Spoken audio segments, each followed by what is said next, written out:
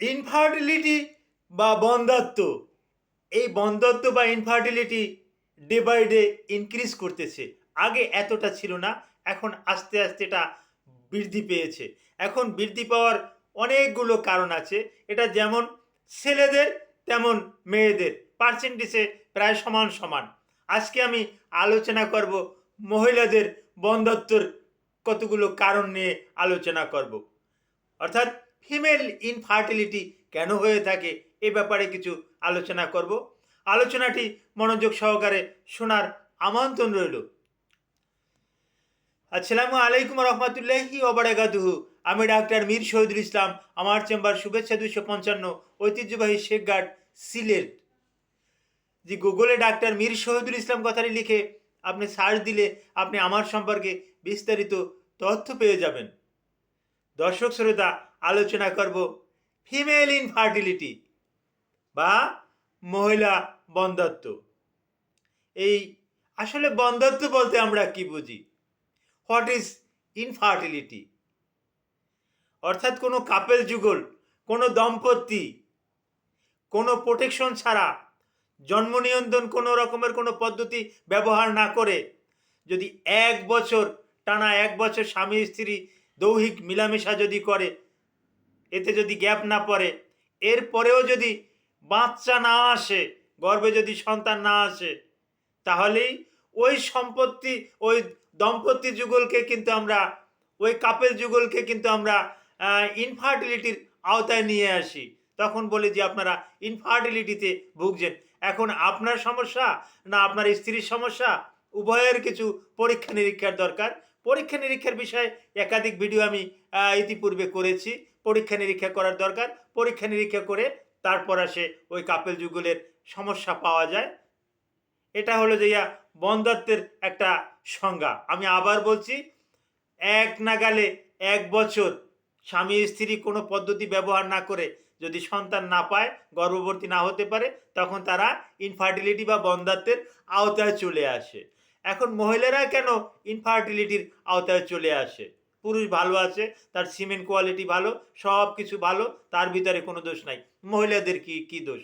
মহিলাদের অনেকগুলো দোষের ভিতরে আমি একটা একটা কারণ আমি উল্লেখ করব। কারণগুলোর ভিতরে প্রধান কারণ হলো অবেসিটি, ওজন বৃদ্ধি পাওয়া, মুটিয়ে যাওয়া, মোটা হয়ে যাওয়া, শরীরে অত্যাধিক চর্বি চর্বি জমা হওয়া, তারপর আসে ডিম্বাণুতে কিছু সিস্ট থাকা, বিভিন্ন রকমের সিস্ট থাকতে পারে, পিসিওএস থাকতে পারে, চকলেট সিস্ট থাকতে পারে, এরকমের সিস্ট থাকা। ইউটেরাসে ফাইব্রয়েড থাকলে অনেক সময় ইনফার্টিলিটি হতে পারে, বন্ধ্যাত্ব হতে পারে।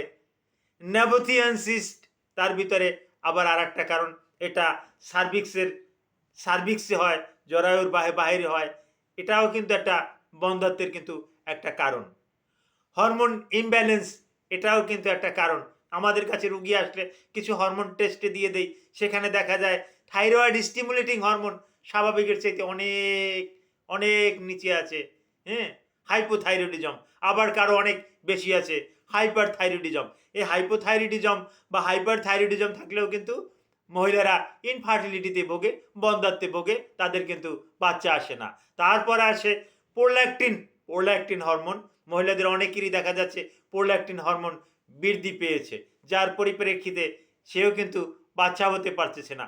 আবার কিছু কিছু মেয়েদের দেখা যাচ্ছে এই গোপ গজাচ্ছে, পুরুষের মতন গোপ গজাচ্ছে, দাড়ি গজাচ্ছে, বুকে পশম, শরীরের অন্য অন্য জায়গাতে হ্যাঁ একেবারে লোম কূপে ভরপুর ভরপুর, অর্থাৎ তার প্রোল্যাক্টিন হরমোনটা অনেক উপরে চলে গেছে, থাকবে 20 থাকবে, সেখানে দেখা গেছে 50, 60, 70, 80, কারো কারো ক্ষেত্রে আমি 100-র উপরেও পেয়ে যাই। তো এটাও কিন্তু একটা ফিমেল ইনফার্টিলিটির জন্য একটা বড় কিন্তু একটা একটা কারণ। তারপর আসে STD, STI, sexual transmit disease, এটাও কিন্তু একটা কারণ। Syphilis, gonorrhoea, AIDS, chlamydial infection, জনিতে ইনফেকশন, জনিতে ছত্রাকজনিত ইনফেকশন, এই সমস্যার কারণে কিন্তু ক্যান্ডিডা অ্যালবিকান্স দিয়ে হয়ে থাকে। এর পরিপ্রেক্ষিতেও কিন্তু ইনফার্টিলিটি হতে পারে। তারপর আসে আর একটা কারণ, একেবারে বড় একটা কারণ, বিশেষ করে মহিলাদের যদি পিআইডি থাকে, পেলভিক ইনফ্লামেটরি ডিজিজ যদি থাকে, তাহলে ওই মেয়েদের কিন্তু, ওই মহিলার কিন্তু বাচ্চা হবে না। আর একটা আরও বড় কারণ, বয়স একটা কারণ। বয়স যদি কারো 30-র উপরে চলে যায়, সেক্ষেত্রে কিন্তু অতি সহজে কিন্তু বাচ্চা আসতে চায় না। সেক্ষেত্রে কিন্তু একটা রিস্ক হয়ে থাকে, যেক্ষেত্রে অনেক সময় ডক্টররা, গাইনোকোলজিস্টরা কিন্তু আইবিআই, আইবিইউ, হ্যাঁ, আইইউআই, আইভিএফ এগুলো কিন্তু করার কিন্তু পরামর্শ দিয়ে থাকেন। তবে সাধারণত আইইউআই, ইন্ট্রা ইউট্রাইন ইনসিমিনেশন, এটার মাধ্যমেই কিন্তু ভালো একটা রেসপন্স পাওয়া যায়।